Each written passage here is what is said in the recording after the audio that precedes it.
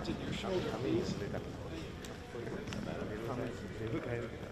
best shoulder there.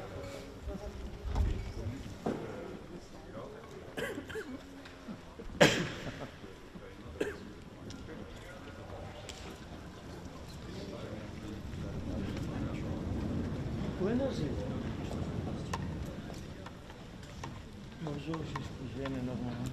C'est la chaise blanche. Toujours un VIP. Il y a la colonne de chaise. C'est plus des paralysés. C'est vraiment pas bon.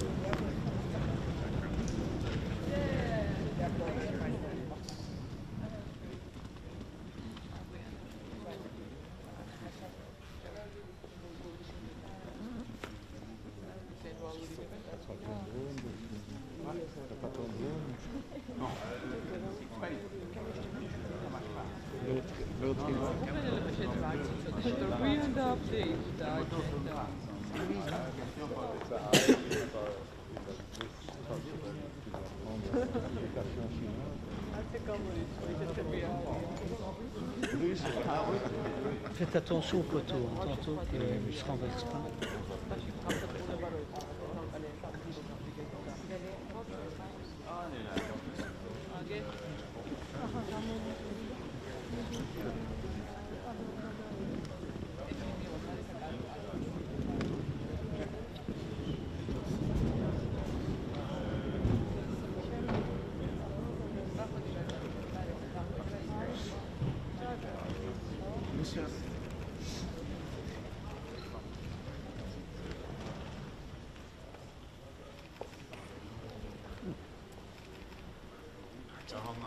Han har forlatt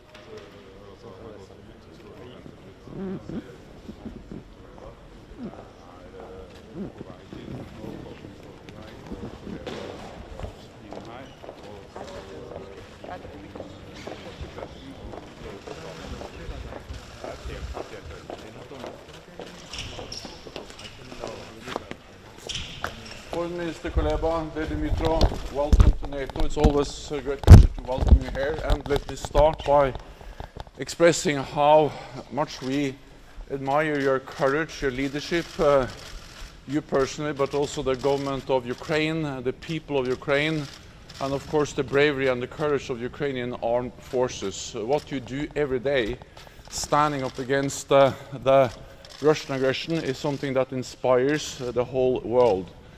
And as you know, NATO allies have provided support for Ukraine for many years, trained tens of thousands of Ukrainian troops, and now allies are providing equipment, support to you to uphold your right for self-defense, a right which is enshrined in the UN Charter.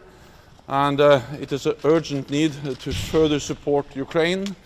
And at our meeting later on with the NATO foreign ministers, I'm certain that we will address the need for more air defense systems, anti-tank weapons, lighter but also heavier weapons, and many different types of support to Ukraine.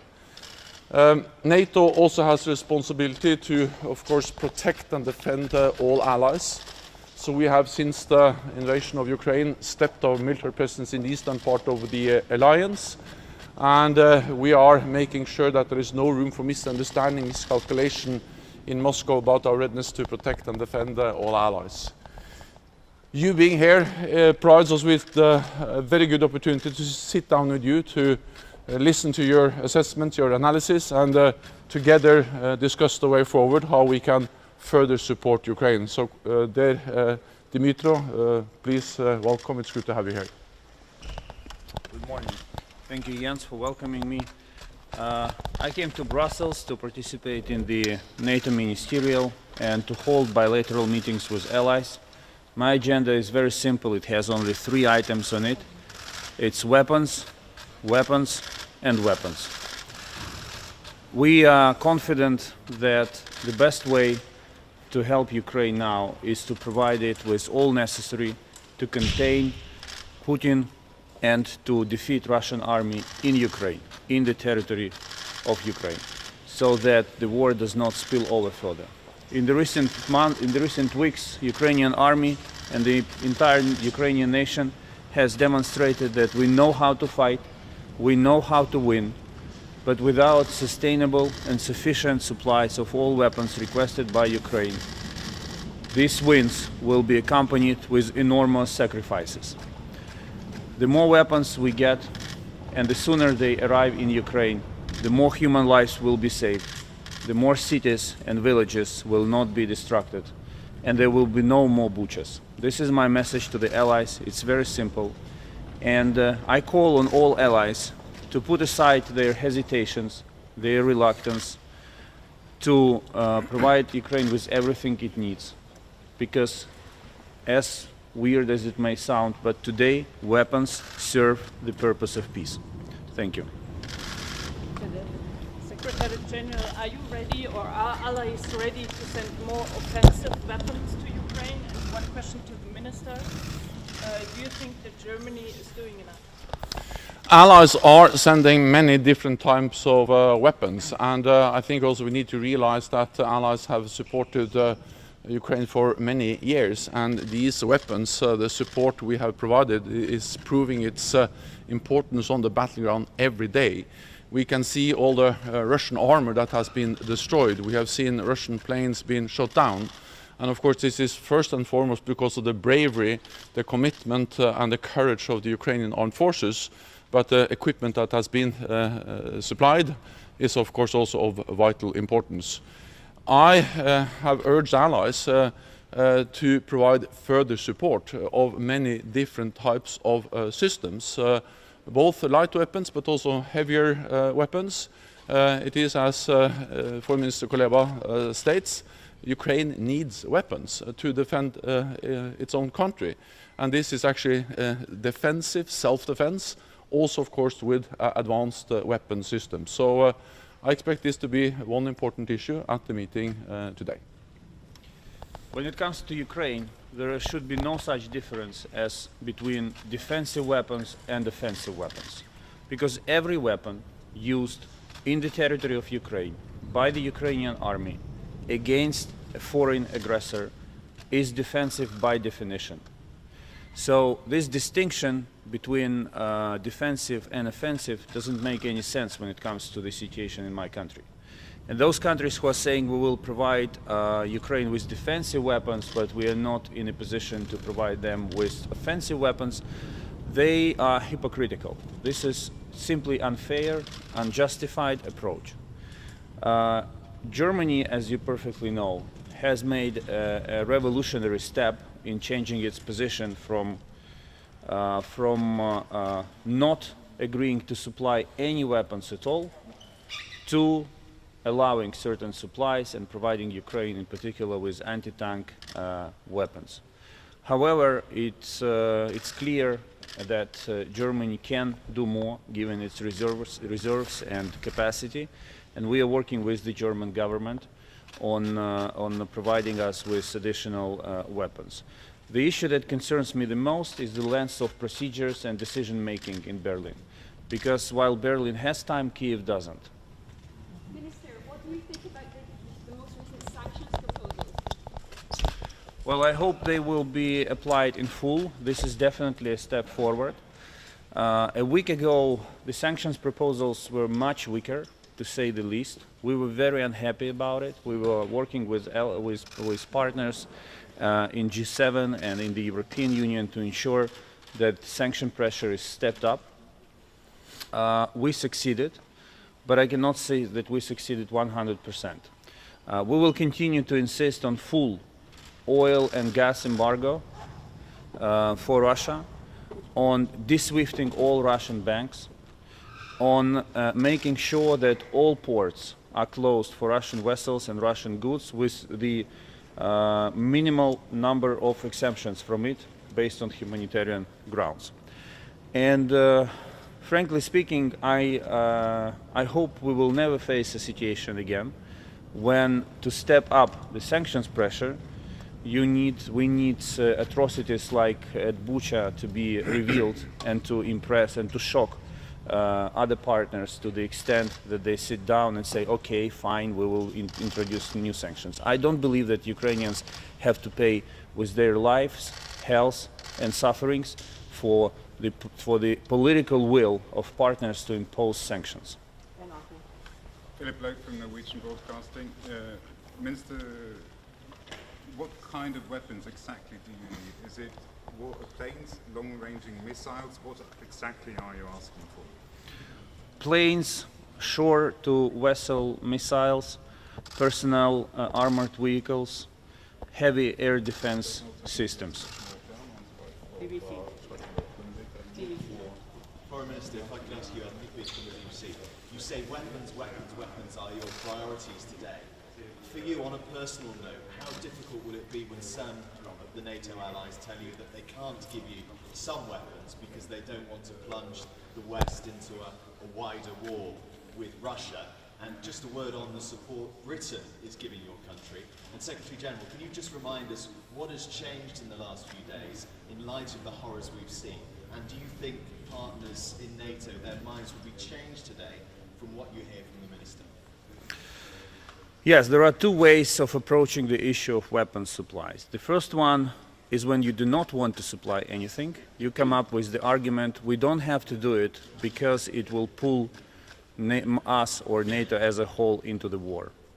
The second approach is completely different. This line of thinking is completely different. We will provide Ukraine with all necessary weapons so that neither we nor NATO as a whole will have to fight in this war, because Ukrainians will do it for us. I think the deal that Ukraine is offering is fair. You give us weapons, we sacrifice our lives, and the war is contained in Ukraine. This is it. The United Kingdom has been at the forefront of providing Ukraine with all necessary assistance, and we deeply appreciate that help.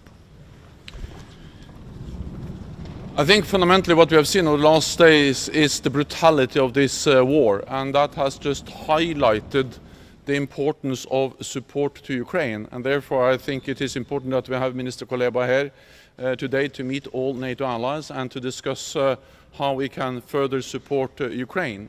NATO allies are providing many different types of weapons, also heavier systems, advanced systems, and also systems that can shoot down planes and of course attack Russian armor.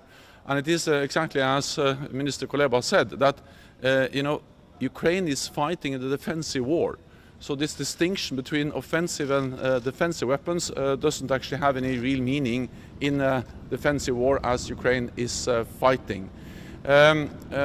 What we also have seen is, of course, that we need both the support with weapons, but also to step up sanctions, and therefore I also welcome the fact that NATO allies are now in the process of stepping up further sanctions on Russia. NATO provides support to Ukraine, but NATO is not sending troops to be on the ground. We also have a responsibility to prevent this conflict from escalating beyond Ukraine and become even more deadly, even more dangerous and destructive. So we are providing support, but at the same time working hard to prevent escalation of the conflict. Thank you very much for this. Thank you. Thank you.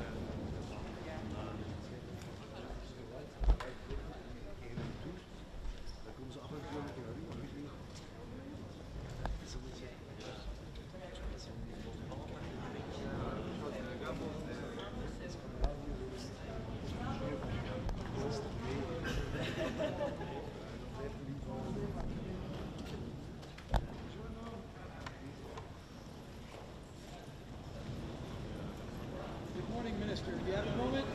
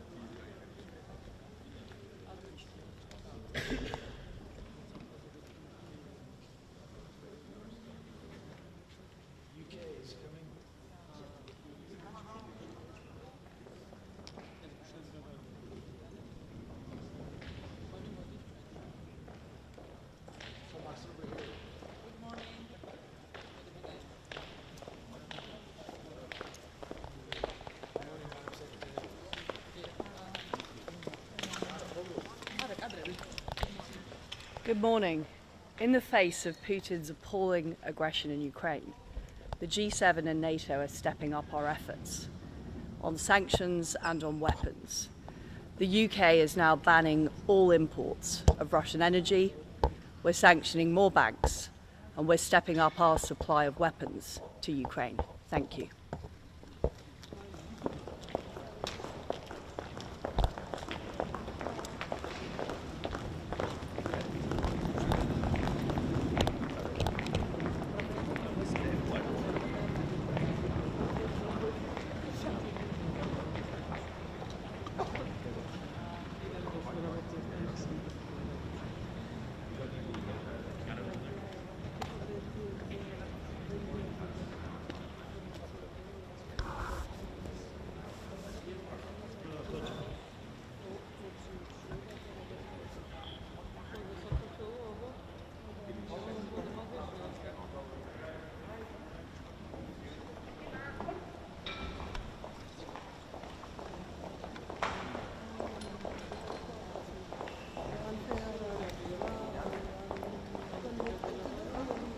Japan.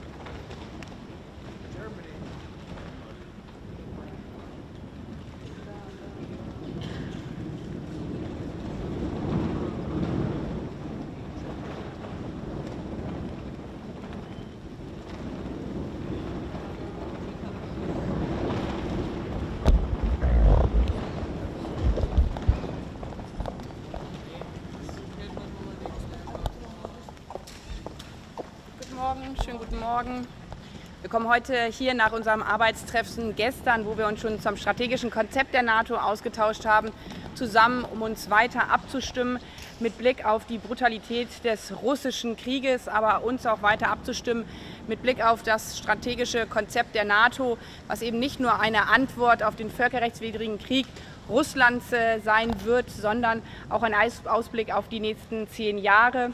Und zentral ist, dass wir mit Blick auf unsere eigene Sicherheit, unsere Bündnisfähigkeit, unsere Verteidigungsfähigkeit stärken und dort auch die Südostflanke in Zukunft besser absichern, als wir das derzeit tun.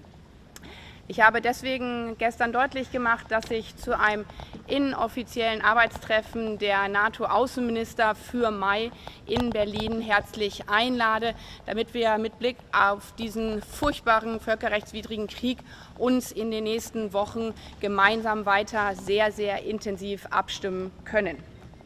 Das werden wir heute Morgen tun, vor allen Dingen auch im Kreis der G7-Außenminister, weil es gerade mit Blick auf die Zusammenarbeit von den G7 wichtig ist, dass wir auch hier deutlich machen, wir stehen geschlossen angesichts der Kriegsverbrechen, die wir in den letzten Tagen als Welt zu Gesicht bekommen haben, geschlossen in der Antwort darauf, zu reagieren, dass wir diese Verbrechen gemeinsam verfolgen, gemeinsam zur Anklage bringen und jegliche Unterstützung zur Aufklärung sicherstellen. Wir antworten auf die Unmenschlichkeit, auf die Gräueltaten von Butscha und Mariupol mit gemeinsamer Menschlichkeit.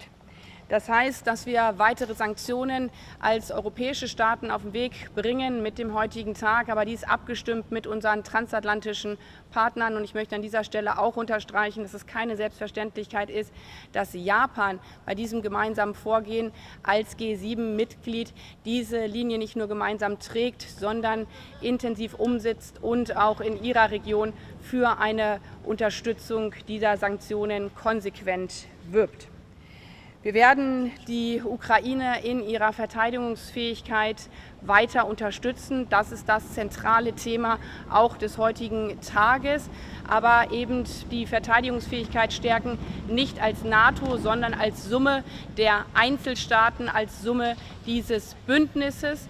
Und da wird es darauf ankommen, dass wir uns gemeinsam abstimmen, dass wir gemeinsam agieren und nicht jeder einzeln vorgeht, sondern wir die Verteidigungsfähigkeit durch ein gemeinsames Agieren der unterschiedlichen NATO-Mitgliedsländer in Zukunft stärken. Minister, gibt es noch irgendwelche Waffensysteme, die aus deutscher Sicht nicht in die Ukraine geliefert werden sollten, weil sie eventuell eine Eskalation, eine Ausweitung des Konflikts auf das NATO-Territorium bewirken könnten? Angesichts der Brutalität dieses Krieges, angesichts dieses völkerrechtswidrigen Vorgehens des russischen Regimes, und zwar von Tag 1 mit Beginn, war es ein Bruch mit internationalem Recht, allen Regeln des friedlichen Zusammenlebens und wie wir jetzt auf dramatische Art und Weise sehen, auch ein Bruch jeden Tag mit dem humanitären Völkerrecht.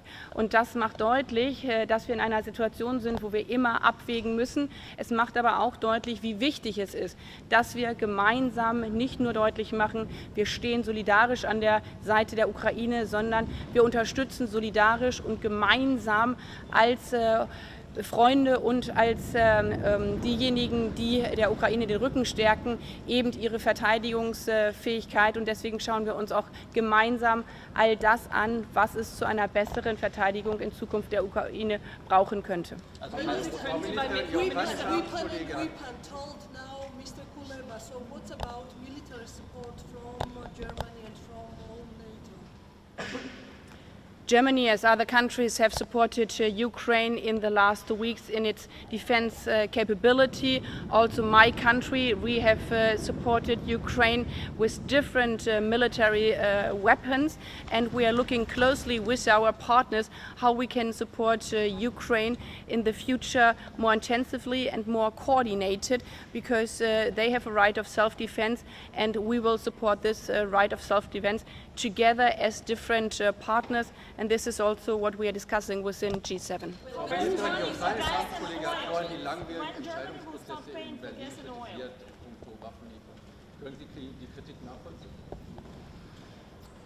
wenn man jeden Tag aufwacht und jeden Tag ins Bett geht, nicht nur mit dem Gefühl, sondern mit den schrecklichen Bildern, dass Menschen, dass Familien, das Alte, das Junge bombardiert, erschossen, kaltblütig ermordet werden, bewusst auf eine Strategie des Aushungerns gesetzt wird, wenn man erlebt, dass Waffen eingesetzt werden, die völkerrechtswidrig geächtet sind, dann ist es nicht nur ein Gefühl, wo ich ein Verständnis für habe, sondern ist mir fast unbegreiflich, wie man das als ukrainische Regierung, aber auch als Menschen, die in der Ukraine leben, tagtäglich überhaupt ertragen kann. Wir sind hier in Brüssel und leben in Frieden. Deswegen kann man sich das selbst kaum vorstellen. Und deswegen ist es wichtig, dass wir in der Unterstützung schnell sind. Aber es ist eben genauso wichtig, dass wir koordiniert sind, dass wir die Maßnahmen, die wir ergreifen, eben nicht nur an einem Tag wirken, sondern dass sie mittel- und langfristig wirken. Und genau darüber stimmen wir uns ab. Und ich freue mich sehr, dass mein ukrainischer Kollege Dmytro Kuleba heute hier bei unserem G7-Frühstück mit zu Gast ist. Herzlichen Dank. Vielen Dank.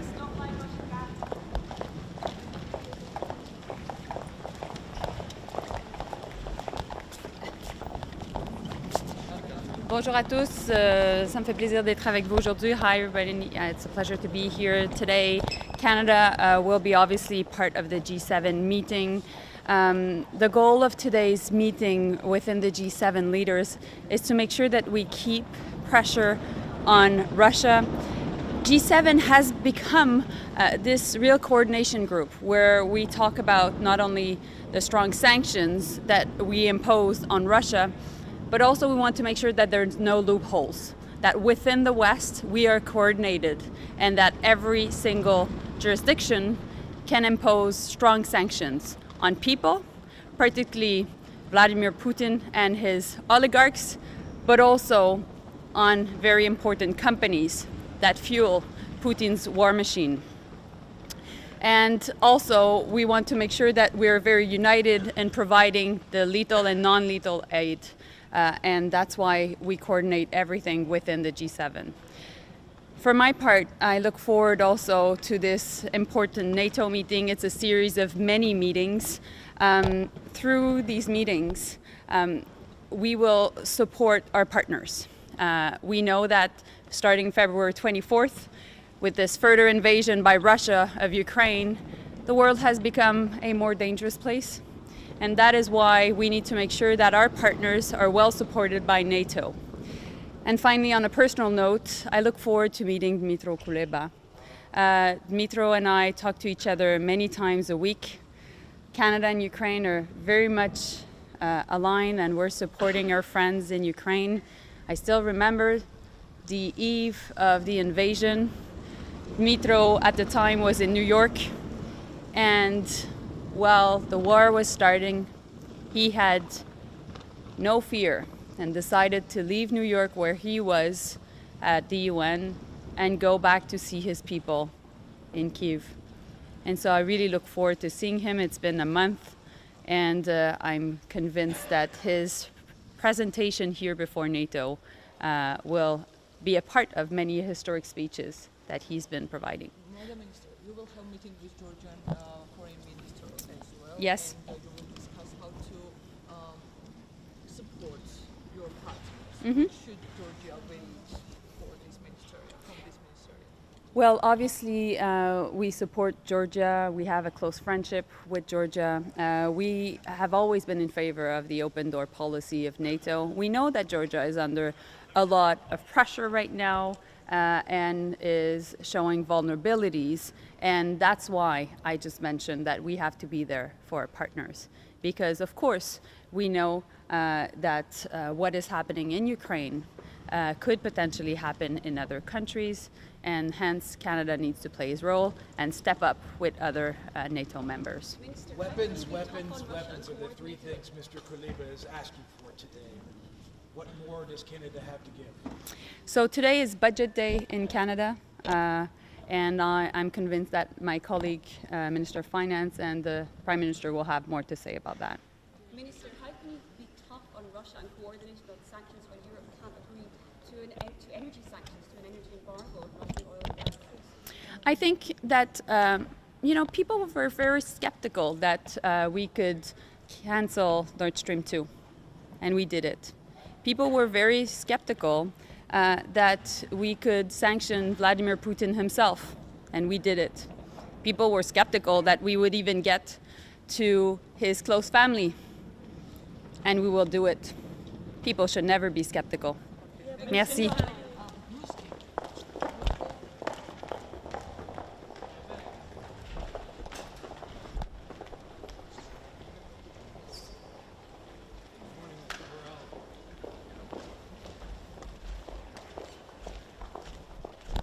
Good morning.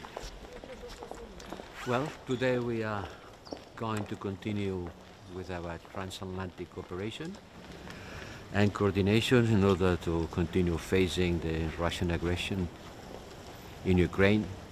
Everybody knows about the atrocities that has been discovered in Bucha and other places around Kiev. In the coming days, I will be traveling to Kiev together with the President of the European Commission. We will be visiting President Zelensky, the Foreign Defense Minister, Foreign and Defense Minister. We will, for sure, know better what is going there. And the important thing is to continue putting pressure on Russia and continue supporting Ukraine. Zelensky has a lot of support, but what he really needs is more arms. Less applause and more arms. Good words, good, but the important thing is practical issues. More resources, more military capabilities to resist the Russian aggression, more isolation of Russian international community, more sanctions. That we are doing. Today, I hope the 5th package of sanctions will be finally approved by the ambassadors and finally by written procedures by the Foreign Affairs Council. I hope when I will go to Kiev, I could announce that and other measures. And finally, allow me to remember that today in the United Nations is going to take place a very important vote where the international community will decide, I hope, to suspend Russia from being member of the Human Rights Council. It's going to be a difficult vote because it requires 2/3 of the votes, but I think that it will be agreed. What do you think about an oil embargo? What do you think about an oil embargo? Well, it's not on the package of the 5th sanctions, which is being discussed today. It's only coal. But things will be discussed on Monday on the Foreign Affairs Council ministers.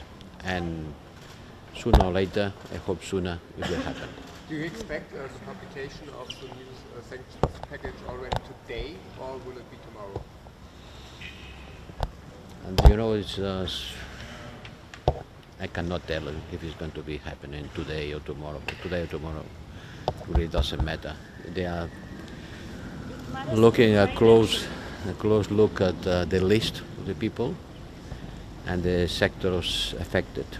Maybe this afternoon or tomorrow the latest. Why to wait for sanctions? And I have a question. Why, for example, the ban with any transactions with Russian military structures was only in the force package when EU was so concerned all the January and December about Russian forces being near Ukrainian borders? Why would you wait with all those military sanctions to the force package? We have been following a progressive approach. Now we are accelerating. You do on the way. We didn't want to do everything on the same moment, the first time, taking into account the situation in the ground. But now the sanctions are almost completed. Military sanctions, isn't it something... What military sanctions? What do you call military sanctions? No, in the force package there was a ban to any transaction with Russian state military agencies. For me it was a big surprise that it was actually in the force package. Why not after 2014 Crimea annexation? There is also news about Belgian companies... Sorry, I don't know what you're talking about. When you go to Thank you. when you offer the Thank Ukraine. you.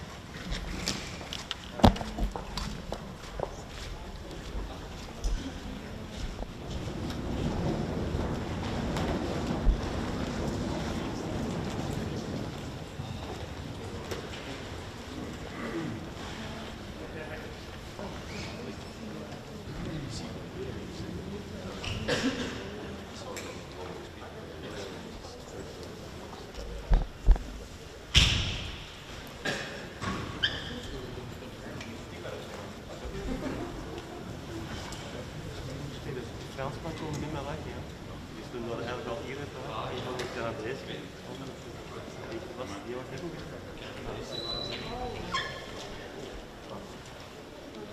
Ik zou wel gedacht hebben van ladies first. Maar ik kon er echt lezen.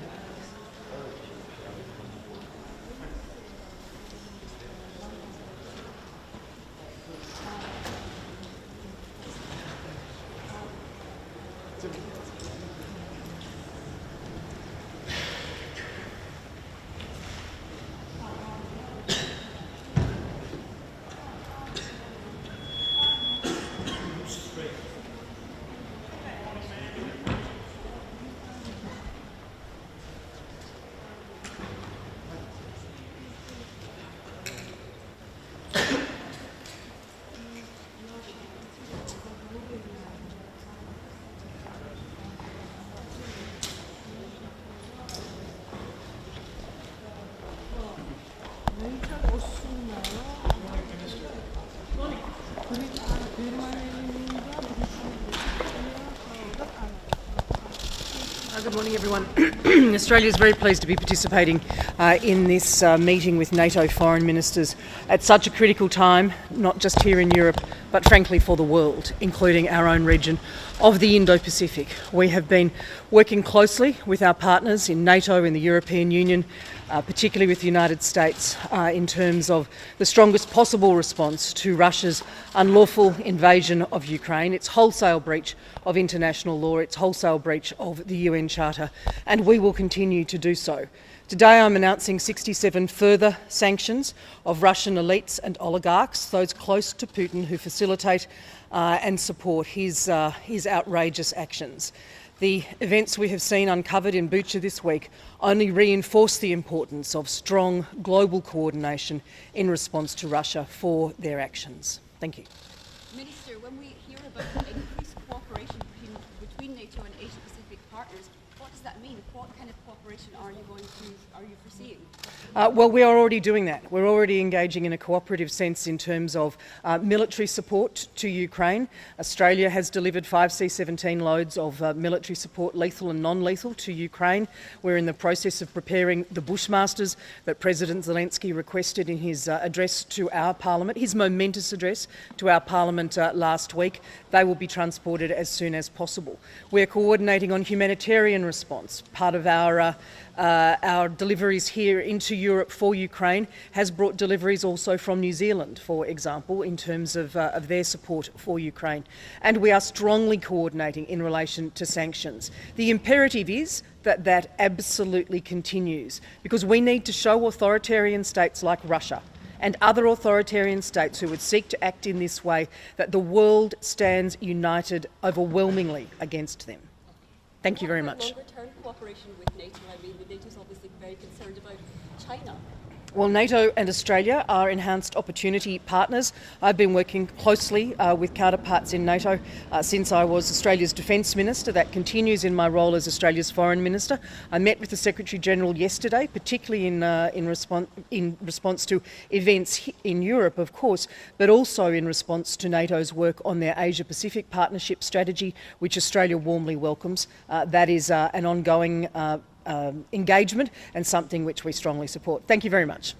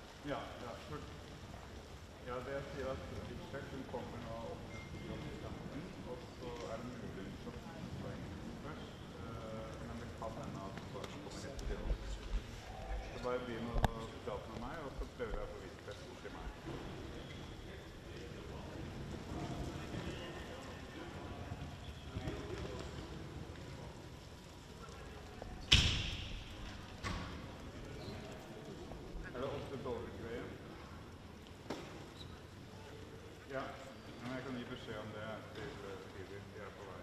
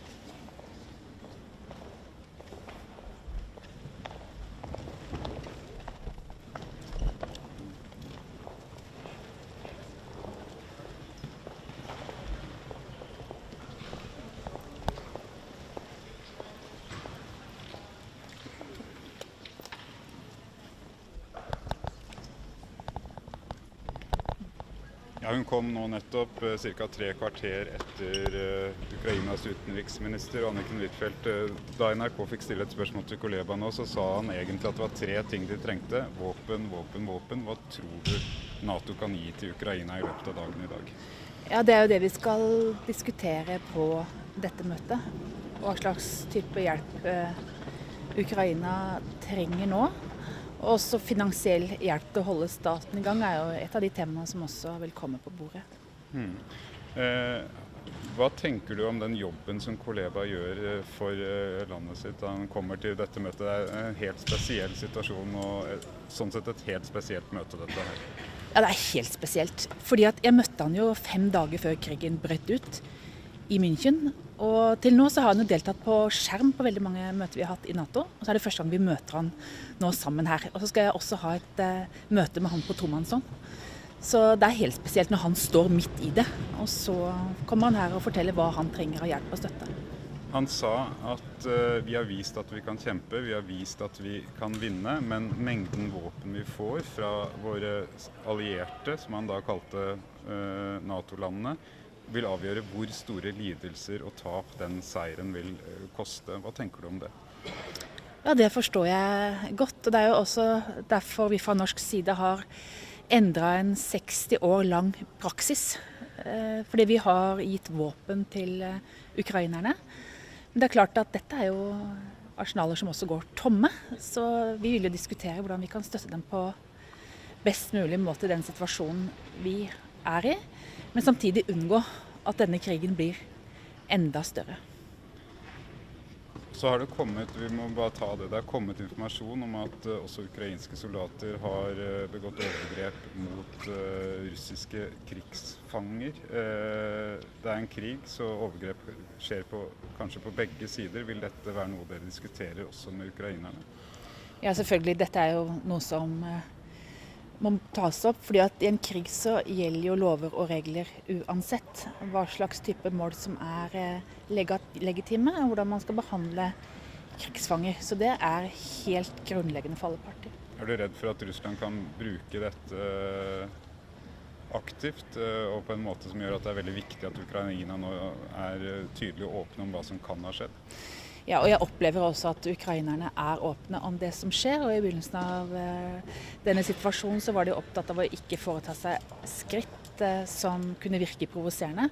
Det er en ansvarlig partner, men vi må selvfølgelig kunne få vite alt, og så må vi sende inn uavhengige granskere, fordi vi ser på bilder om angrep på sivile. Det er jo helt uakseptabelt. Og jeg vil liksom advare mot at vi begynner å tenke sånn, ja, krig er krig, og at vi aksepterer de bildene vi ser.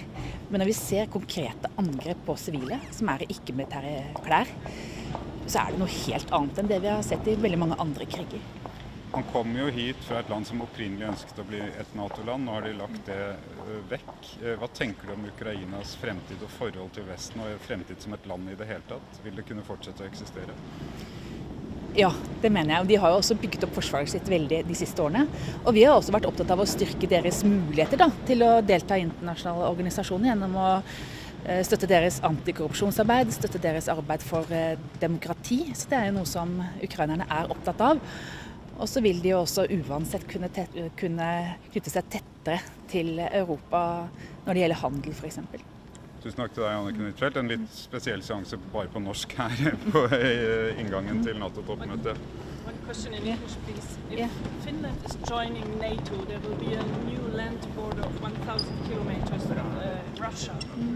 Do you fear that at the end? I think it's very important that this is Finland's own decision. So I will not comment on that because I think the NATO's open door policy is fundamental. Madam Minister, the Ukrainian foreign minister said, you know, as my colleague said, they want weapons, weapons, weapons. And he said the deal is, you give us weapons and we'll spill the blood and stop the Russians from advancing. How do you process when you hear these open comments that are very frank and disturbing to think about, that they'll spill the blood if we give them weapons? What more can Norway do? Yeah, that will be what we'll be considering back home in Norway, and this is also what we are going to discuss today. You know, we had a 60-year practice in Norway not exporting or donating weapons to countries in war. We changed that because of the situation. So we really need to look into the situation and discuss with the Ukrainians.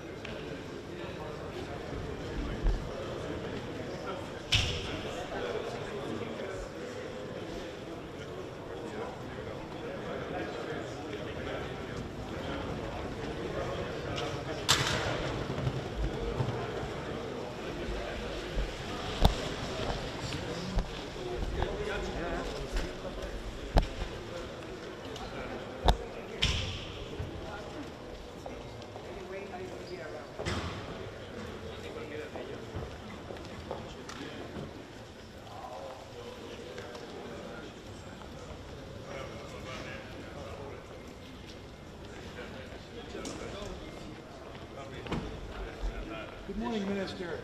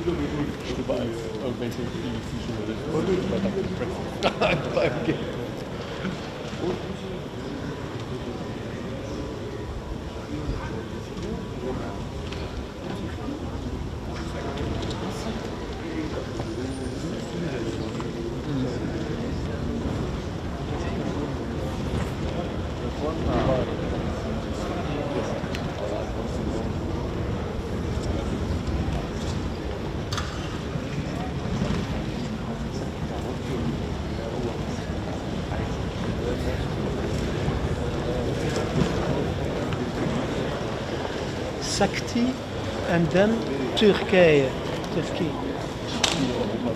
First Sakti.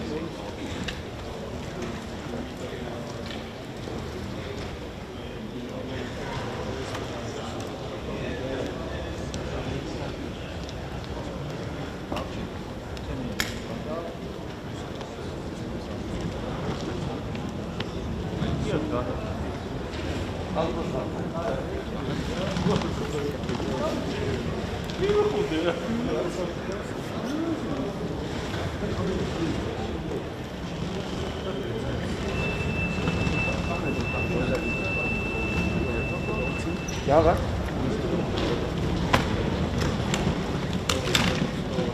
Ich warte mal.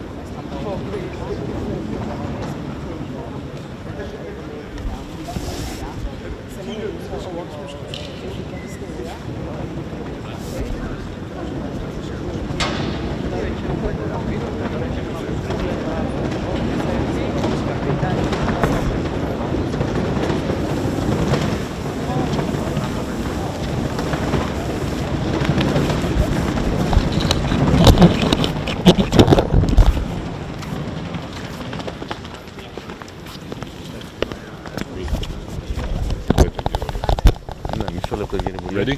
Yeah. Ready? Well, Greece is going to ask the International Court in The Hague to investigate crimes of war conducted in Mariupol. Greece has a specific special interest for Mariupol because of the existence of a 100,000 and more Greek community in Mariupol. Apart from that, I'm going to ask my colleagues of the Alliance to try our best to help Ukraine to protect Odessa so that Odessa can avoid the fate of Mariupol. Thank you so much. Which way do you see it? How can Odessa be protected? How can colleagues from NATO help with it? It is quite simple. By giving to Ukraine the adequate means to protect the city. They have asked for it already. I was in Odessa 3 or 4 days ago. I was able to speak with the Ukrainians in the city. I have to say they're willing and able to protect the city, provided we provide them with the adequate means. Thank you so much. How confident are you such an investigation can provide results?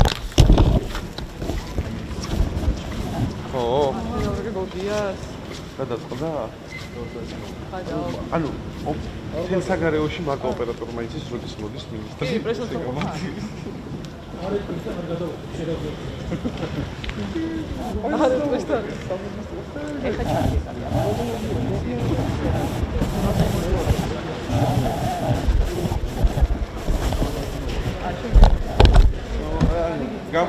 გამოთლით ანუ არა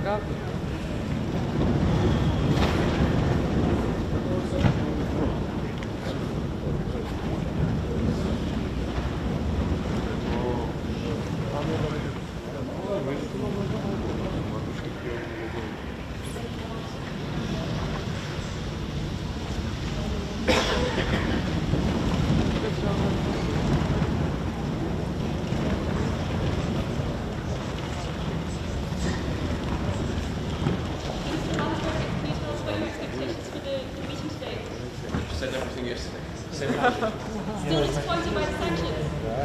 Quite.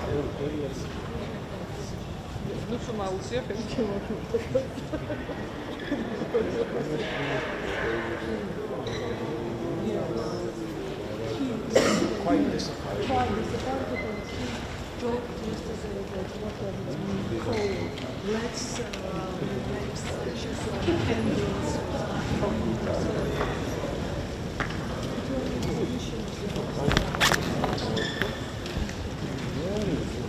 They can change.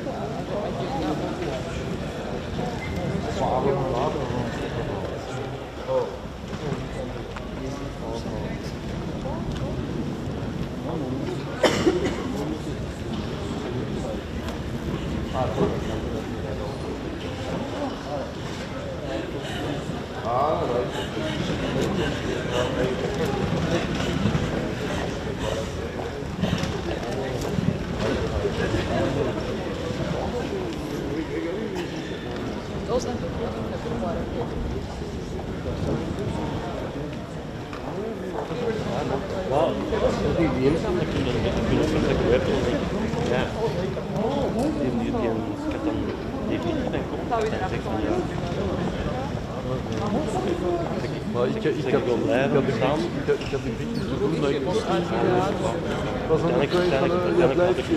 Uiteindelijk had ik hem gedaan. Ja, we zullen dat volgende keer spreken. Ik vind dat wel leuk. Werken zo. Ik doe dat dan leuk, maar dat is gelukt. Dat is niet in interesse. Ja, maar ik zeg vandaag en ik dacht eruit, het is misschien beter van... Dat is... Alleen mijn microfoon staat waarschijnlijk in de deur, maar ik weet dat wel wat ik Ja, dat weet ik. Ja, er ging normaal niet komen, maar dan moet ik weten, de wijze dan. Ik weet nog. Ja, maar ik had het tegen hem gezegd, dan ga ik tegen gedaan, dan ga ik geen rechter, maar dan... Ja, op een bepaald moment is het programma opgehouden van de Griek. Sogar der Tankzähl bis 19 med det Chakikwa, Ja, maar hier is het wel.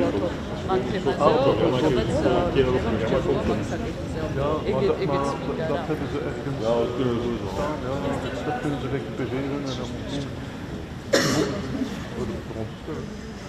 Dat als twee uit.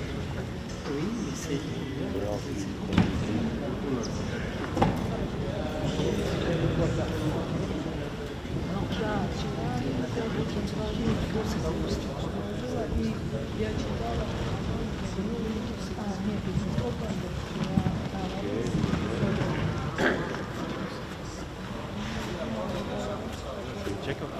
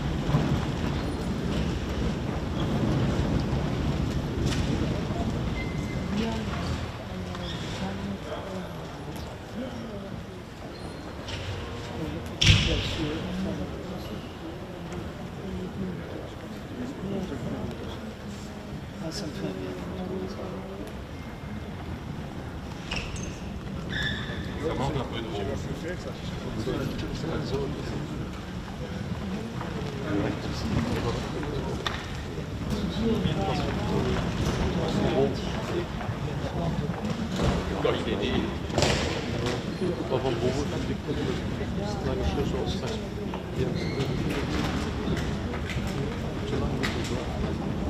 Ja, maar dan kun je ook zo doen, hè. Zo, hè. Als je zo wilt hebt.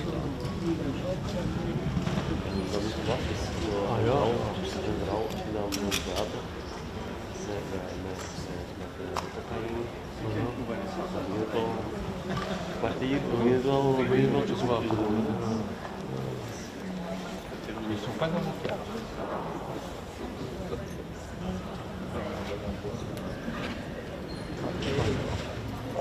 Volgende keer zet ik misschien een KH. Oh ja, nou. Ja, ooit hoor. Oké, we kunnen nog een nummer. Ja, nummer bloodshot. Ja, ja. FBI en dan... Ja, gevangnummer 2. Ja, en ja, deze is recent. Ja, ja. Je ziet dat ik hier meer gezopen heb als daar. Ja, ja. Ja, bij mij was het op de day after. Oh no, bij mij was het ook... ja, dat lag niet goed. Dat was pas. Ah nee, je hebt niet zoveel dat van. Maar niet dat. Ja, maar ja. Dat is dat toch net als dat mag je niet. Dat mag niet.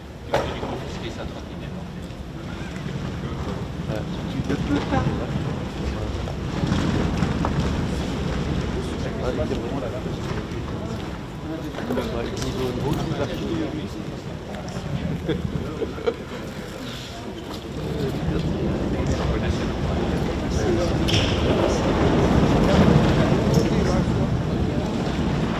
nee, maar ik was aan het denken van misschien een MKH 50, weet je wat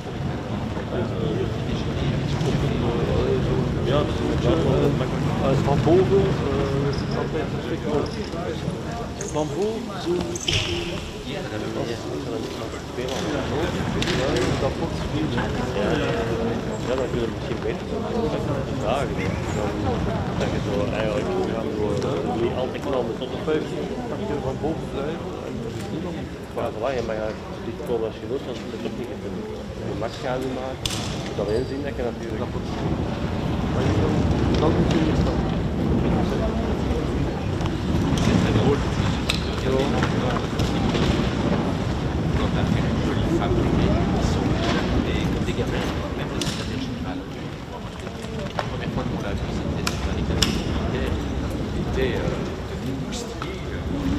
Oh, dat wordt zo.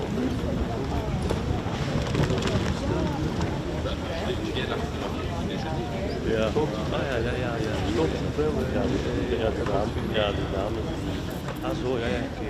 Ja, hier ook dames.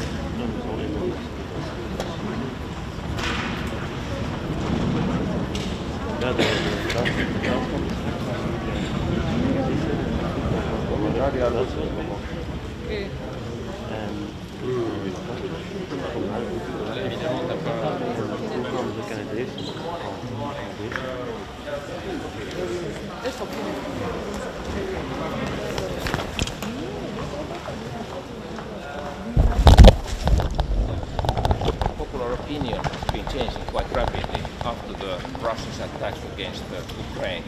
So now we have opinion polls where the clear majority of the population is supporting NATO membership.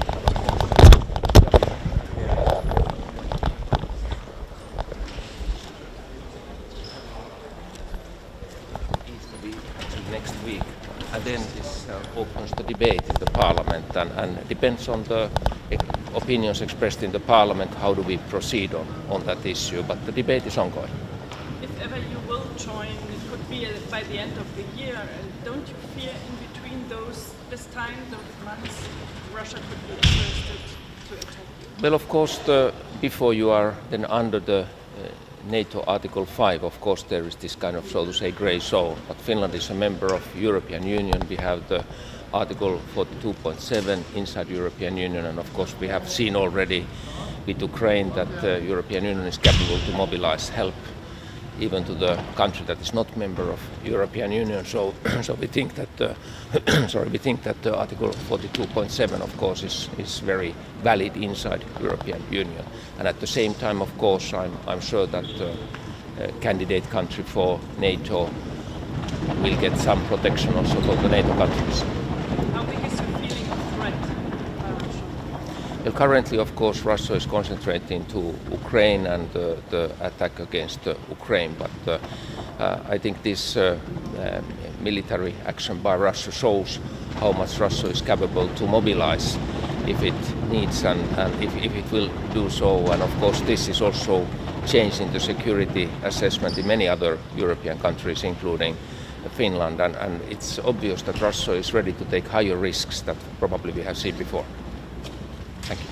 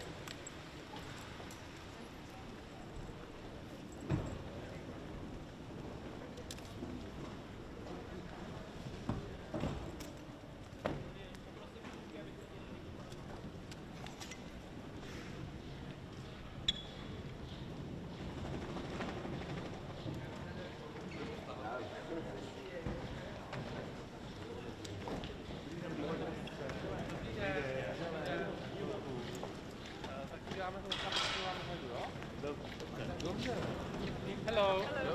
Hello. Hello. You. So we are here today for unprecedented meeting of 30 allies and 9 partners all around the world. So I hope that we will be able to show clear sign of unity, that we are here to protect rule of order, and that NATO is the leading organization in that. The Ukrainian colleague asked for Yeah. weapons. Yeah. What more can the NATO countries do? Speaking for the Czech Republic, we are providing Ukraine with weapons, with humanitarian aid, with political help. We provide them moral help. We are helping them in their struggle to survive, in their struggle to protect territorial sovereignty, and to help them with their European aspiration, because they want to be part of Europe.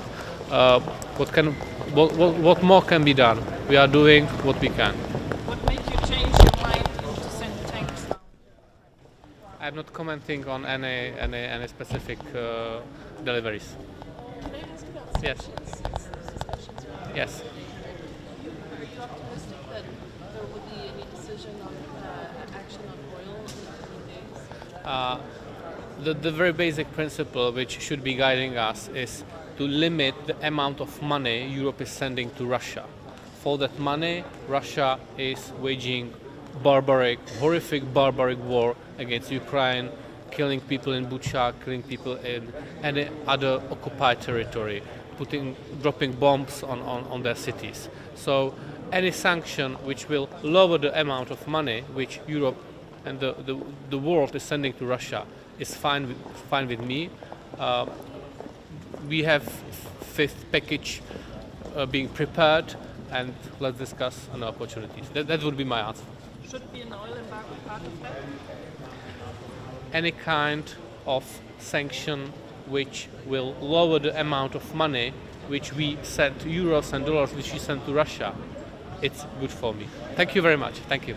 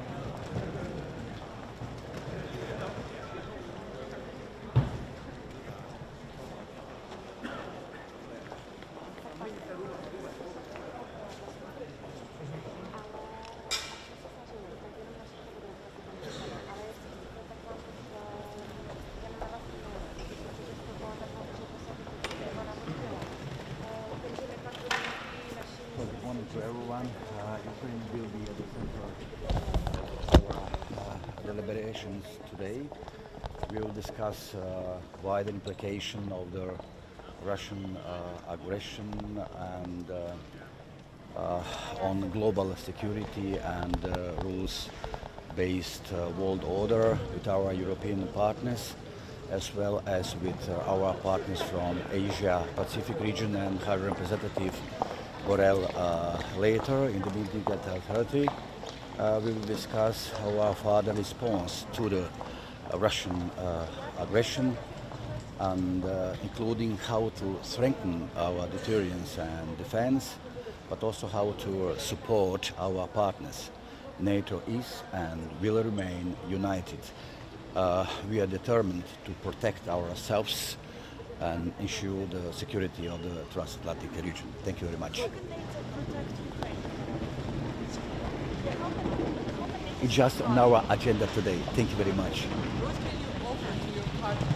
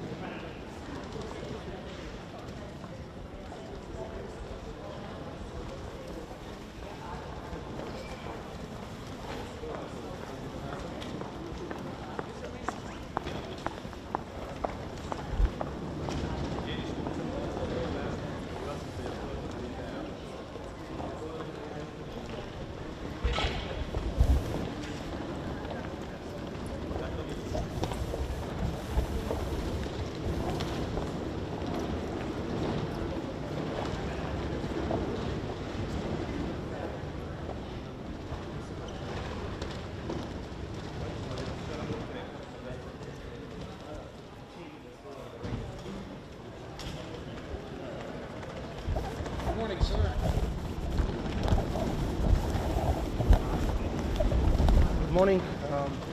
We have today a very important meeting of the NATO foreign ministers. It's the third such meeting since the beginning of this year, and of course the focus is on the response of the alliance to the Russian aggression in Ukraine and its effects. Yesterday evening we had a very good discussion on the preparation for the new strategic concept of the alliance, and the position of Romania, as I had the honor to express yesterday evening, was that we need a new strategic concept adapted to the reality of now. of the moment, which is the worsened security situation because of the Russian aggression in Ukraine. So we need to deliver a NATO strategic concept which corresponds to the reality which we are facing right now. And I have emphasized the fact that because of that, the strategic concept should mention explicitly that Russia is the main threat to the security of the alliance. We need also to reflect the reinforcement of the posture of deterrence and defense on the eastern flank, and not only of the alliance. We need to reflect very clearly that collective defense is the core task of the alliance. We need also to focus on many other issues like consolidation of the resilience of the allies and a new agenda, a strategic agenda, innovative agenda of relationship with the partners of the alliance. And speaking of partners, today we will start with a meeting with partners of the alliance from the region, from Europe, but also from around the globe, like-minded partners. We will discuss with our colleague Dmytro Kuleba about Ukraine and how to support further Ukraine. But we will have together with us Georgia, we will have together with us Finland, Sweden, the European Union, because the partnership between NATO and the EU is very important, but also countries which supported us in our effort to counter Russian aggression, like Australia, New Zealand, Japan, South Korea and others. So it is very important to stand united, to coordinate further, and at the same time to defend our common values. Then we will have a very important discussion on how to deal with the effects of the Russian aggression, how to support Ukraine further, a meeting between us, between the allies, and to prepare for the NATO summit in Madrid. Romania, as you know, it's the ally having the longest land border with Ukraine, and we are riparian to the Black Sea, which is more and more exposed from the Russian aggression. And because of that, I will inform our colleagues about the position of Romania that we need stronger defense in order to have more effective deterrence on the eastern flank, especially at the Black Sea.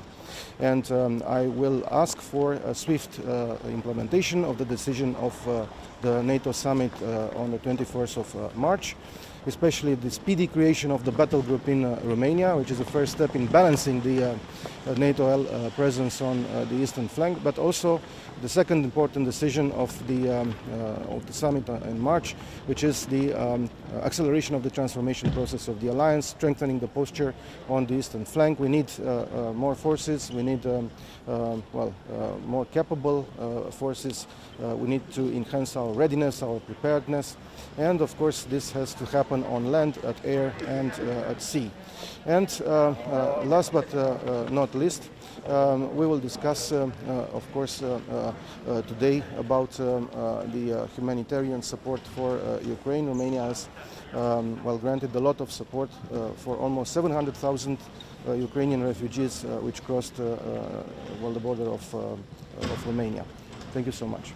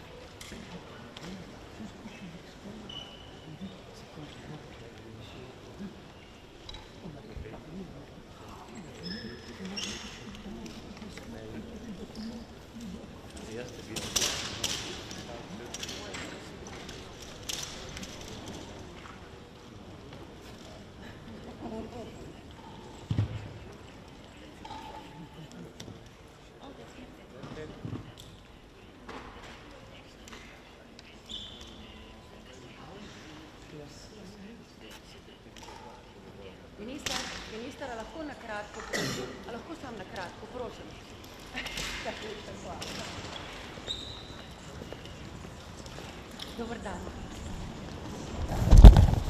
Kratko bi vprašanje. Včeraj ste imeli strateški koncept NATO z Ukrajino. Kaj lahko pričakujemo in predvsem kakšne so stališče? Kaj lahko NATO še stori za to državo? No, NATO mora v vsakem primeru še naprej nuditi jasno stališče za varovanje zemljske integritete in podpore Ukrajini. Poleg tega je pa treba jasno povedati, da imajo države članice še naprej so možnostjo tako na humanitarnem kot tudi na vojaškem področju podpirati Ukrajino pri njeni borbi za osvoboditev njenega ozemlja v mednarodno priznanih mejah. Ima Slovenija še kakšne konkretne načrte za konkretno podporo Ukrajini? Slovenija je že na vseh področjih podpirala Ukrajino. Kot veste, smo na področju humanitarne pomoči dali rekordni prispevek Slovenije, kakor tudi v tistih delih ubojnih sredstev, ki jih je imela Slovenija na razpolago.